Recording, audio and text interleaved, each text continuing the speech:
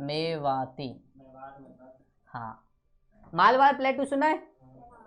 उसी के पास एक जनजाति रहती थी मेवाती, और ये मेवाती लोग एक तरीके से लुटेरे थे, समझे, छापा मार वाले। तो ये क्या करते थे, जो भी व्यापारी कोई सामान ले जाता था उसको लूट लेते थे। आजकल ये मेवाती लोग थोड़े बिजनेसमैन बन गए हैं, है ना। मालवाड़ी नाम सुना है? मालवाड़ी गुजरात में होते हैं, है ना। तो वही वाले लोग, पहले मेवाती एक जनजाति होती थी जिसका काम होता था लूटपाट करना। राजपूत लोग अपने साम्राज्य के लिए काफ़ी ज़्यादा फेमस थे, और राजपूत लोग अपनी जान देने को तैयार होते थे अपनी शान बान शान के लिए। इनकी स्त्रियां जौहर भी कर लेती थी शान के लिए बस, ठीक है। तो इनका सम्मान सबसे बड़ा था। तो ये लोग बलवन के कब्जे में नहीं आ रहे थे। दूसरी तरफ बंगाल का शासक, उसे लगा बलवन के कब्जे में तो नहीं आऊँगा, इसलिए बलवन अपने जीवन में एक बार दिल्ली से दूर जो जाएगा वो जाएगा बंगाल, ठीक है। हाँ, तो बंगाल का ही एकमात्र अभियान करेगा बलवन।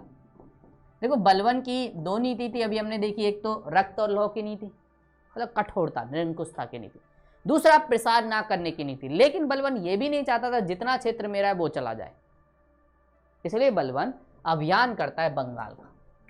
दिल्ली से इसलिए नहीं जाना था कोई और कब्जा ना कर ले, तो बलवन को डर भी था, इसलिए बलवन दिल्ली से दूर जाना ही नहीं चाहता, ठीक है। तो एकमात्र अभियान जो बलवन करेगा वो करेगा बंगाल। दीवान ए आरिच, और इसमें लिख लेना सैन्य विभाग।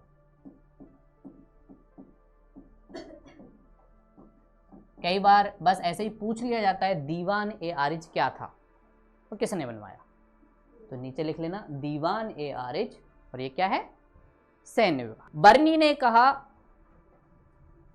बर्नी याद है, इसकी पुस्तक हमने पढ़ी थी जब मैंने शुरुआत में बताया था।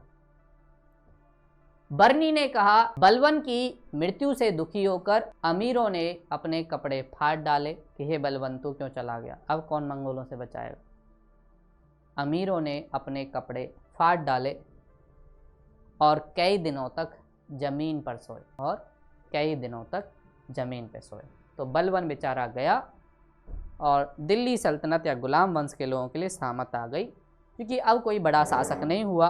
देखो, एक अच्छे शासक की खास बात ये होती है कि शांति बनी रहती है, और अब कोई बड़ा ताकतवर शासक बचा नहीं। अब कोई नाम के बचेंगे, कैकुबाद, बस इनका लिख लो ऐसे ही, कैकुबाद और क्यूमर्स। इस क्यूमर्स का ही संरक्षक बनेगा, ये नाबालिग था, जलालुद्दीन खिलजी, ठीक है।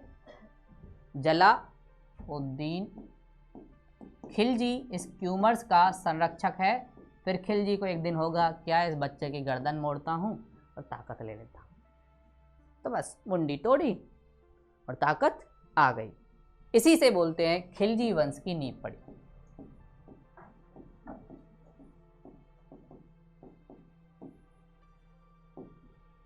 ठीक है, खिलजी वंश की नींव इसके बाद ही पड़ी।